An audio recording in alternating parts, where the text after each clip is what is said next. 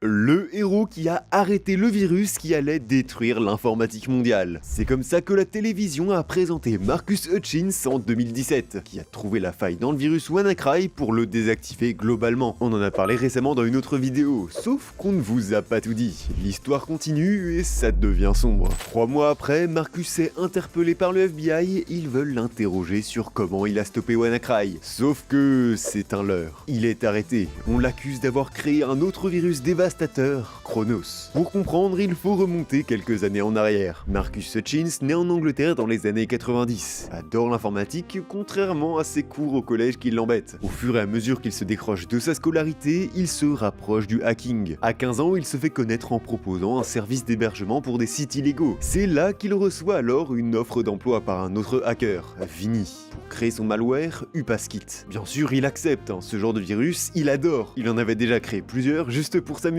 Après avoir gagné un peu d'argent en terminant le logiciel, il est rappelé pour ajouter des fonctionnalités, changer le contenu des pages, enregistrer les frappes du clavier et carrément prendre en capture l'écran complet. Cette nouvelle demande alerte Marcus, ce serait parfait pour de la fraude bancaire. Il ne veut pas être impliqué dans un crime aussi grave et refuse. Vinny commence à faire du chantage, commande un gros stock de cannabis à son adresse et le menace de le dénoncer au FBI. En échange, il devra coder son nouveau malware, Chronos. Le jeune hacker accepte finalement de s'occuper des parties les moins dangereuses du virus. Vinny, sans prévenir Marcus, code le reste du virus en cachette avec un autre développeur. Puis Chronos est vendu 7000 $ sur le marché noir. C'est là qu'il décide d'arrêter sa vie de criminel. Le problème, c'est que le hacking le passionne toujours autant. Donc il décide d'ouvrir son blog Malware Tech où il décortique les virus du moment. Il les analyse et essaye de trouver leurs points faibles. Ça tombe bien, c'est la spécialité de Cryptos Logic, une entreprise qui le repère et l'embauche avec un très bon salaire. Pour eux, il désamorce plusieurs malwares, dont Mirai, un virus qui manipule des milliers d'ordinateurs pour lancer des attaques. C'est là que WannaCry fait son entrée, la popularité de Marcus explose et il se fait capturer par le FBI. Oui, c'est un criminel, son virus a causé du tort, il risque jusqu'à 40 ans d'emprisonnement. Marcus plaide coupable, prend pleine responsabilité de ses erreurs du passé, acceptant sa sentence. Mais il a grandi et a aidé des milliers de personnes grâce à tous les virus qu'il a arrêtés. Ça, le juge le prend en compte et il s'en tirera avec 1 an de liberté surveillée, lui permettant de continuer sa passion, analysant aujourd'hui encore des codes de virus sur sa chaîne YouTube. Les hackers qui changent de chapeau. Black Hat, c'est le nom qu'on donne aux hackers mal intentionnés, à l'inverse des White Hat qui veulent faire le bien. Les termes viennent des westerns, où le shérif a un chapeau blanc et le bandit un noir. Le plus connu, c'est de loin Kevin Mitnick, le hacker le plus traqué du monde, dans le top 10 des fugitifs les plus recherchés du FBI. On le surnomme le Condor. Il commence sa carrière de hacker sur des petites affaires, des failles de sécurité pour s'infiltrer dans des systèmes, sans réel but, juste pour l'adrénaline. Lors de ses 17 ans, il passe à la vitesse supérieure. Avec son premier gros coup, une attaque de Cosmos, un central téléphonique de Pacific Bell, là où sont enregistrés tous les appels de la firme, comme une sorte de grosse archive. Sauf que son ex le dénonce. Heureusement, il était mineur, 3 mois de détention seulement. Ces sanctions, c'est fait pour décourager les jeunes à récidiver. Mais pour Kevin, c'est complètement l'inverse. Maintenant, il est obsédé par le hacking. Il ne pense plus qu'à ça. À partir de 1983, il alterne entre les crimes, comme le hack du Pentagone ou d'ARPANET,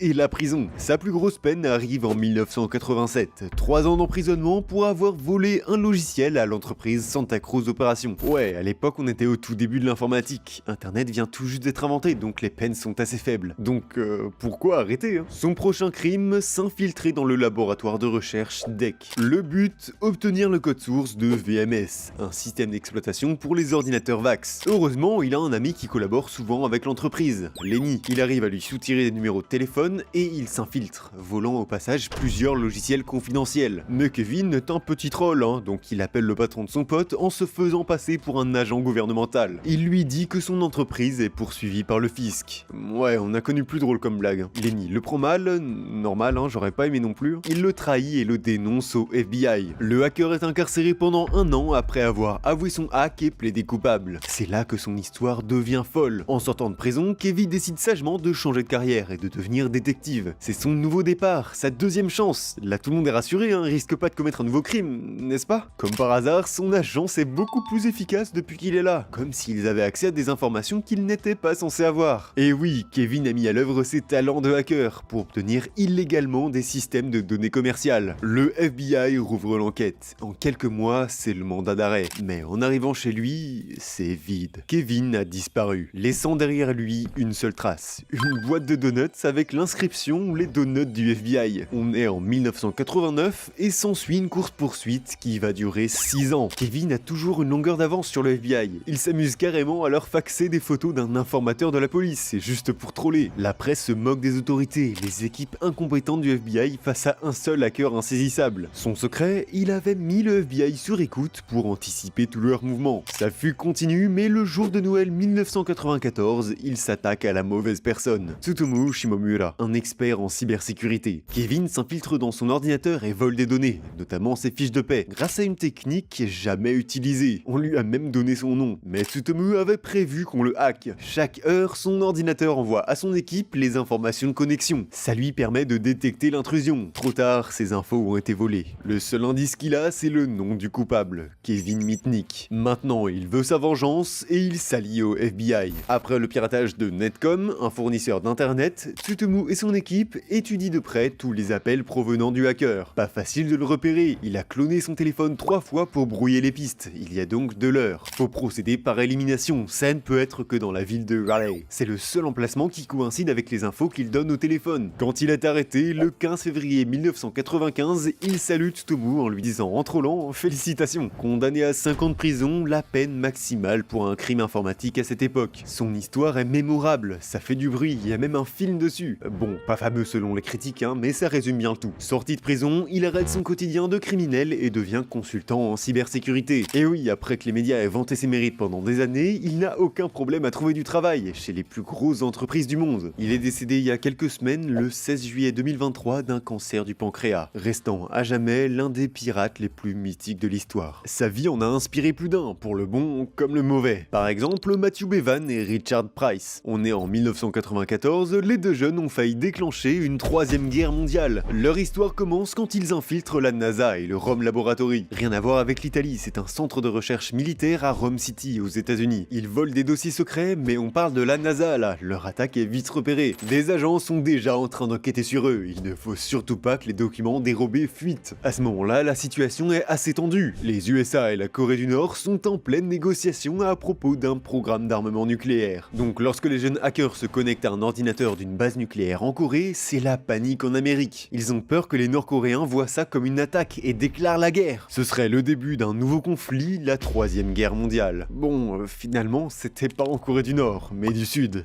Ouais, bien joué. Mais Matthew et Richard sont considérés comme la menace numéro 1 pour la sécurité des États-Unis. Ils sont arrêtés en 1996, puis libérés peu de temps après. Depuis, Richard a délaissé le hacking. Matthew, au contraire, a préféré utiliser ses connaissances pour devenir hacker éthique, puis ingénieur logiciel chez Nintendo. C'est pas les seuls à avoir ce parcours, comme Kevin Poulsen, qui, après avoir hacké un réseau de l'armée de terre et plusieurs dossiers secret défense, s'est reconverti dans le journalisme à propos du hacking. Ou alors Max Butler, surnommé Max Vision, spécialisé dans le vol d'informations de cartes de crédit, créant même un site, une sorte d'eBay d'infos bancaires, Carter's Market. Sa carrière de criminel a duré plus de 10 ans, commençant par hacker plusieurs sites du gouvernement fédéral américain. Mais pour voler plus de cartes, il développe plusieurs logiciels malveillants, comme le cheval de Troie Bifrost. Arrêté en 2007, il est accusé de la vente de 2 millions de cartes piratées, plus de 86 millions de dollars de vol, condamné à 13 ans de prison et à devoir restituer 27,5 millions de dollars en compensation. Depuis sa libération en 2021, il travaille dans la cybersécurité, tout comme d'autres hackers dont on aurait pu parler. Eric Taylor, qui avant ça exposait des infos de personnalités publiques, ou GeoHot, la première personne à jailbreak la PS3 puis l'iPhone. Ça lui a valu un gros procès avant de se ranger du bon côté. D'abord chez Facebook, pour finalement lancer sa propre entreprise de voitures autonomes. Les collaborateurs malgré eux. Dans la vidéo sur les Anonymous, on vous avait parlé de Hector Monségur. D'ailleurs, abonnez-vous si vous voulez pas rater les prochaines. Un ancien porte-parole qui crée son propre groupe, l'ULSEC. Avec, il attaque de nombreuses structures pour voler des données, comme le Sénat américain, Sony Pictures ou même la CIA dont ils font tomber le site internet. Leurs attaques continuent, mais ce que les membres de l'ULSEC ne savent pas, c'est qu'en juin 2011, Hector, sous le pseudo de Sabu, est arrêté. Chef de l'ULSEC pendant plusieurs mois, mais en secret, il est informateur du FBI. La supercherie s'arrête en mars 2012 où les membres principaux sont arrêtés. Sabu, maintenant détesté de tous ses anciens collaborateurs, se fait insulter. Pourquoi il a fait ça? Simple, il avait le choix entre informer le FBI pendant quelques mois ou 124 ans de prison. Sa décision a permis aux autorités de démanteler le groupe et d'empêcher plus de 300 cyberattaques. Libéré en 2014 après 10 mois de collaboration, non, il devient consultant en cybersécurité. C'est pas le seul à être détesté par ses anciens alliés. Un autre est carrément devenu le hacker le plus haï du monde, Adrian Lamo. Il débute le hacking avec des jeux vidéo sur sa Commodore 64, mais sa vraie carrière débute dans les années 2000, s'introduisant dans les systèmes d'entreprise pour leur donner les failles. En faisant ça, il espère trouver un travail dans la cybersécurité. Mais en février 2002, quand il s'introduit dans la base de données du New York Times, il ajoute ses coordonnées dans la catégorie des experts. Ouais, on a vu plus discret. Lorsque la police l'arrête en 2004, il avoue avoir également compromis la sécurité de Microsoft, Yahoo et LexisNexis. Il est condamné à 2 ans de prison avec sursis et 65 000 $ à restituer.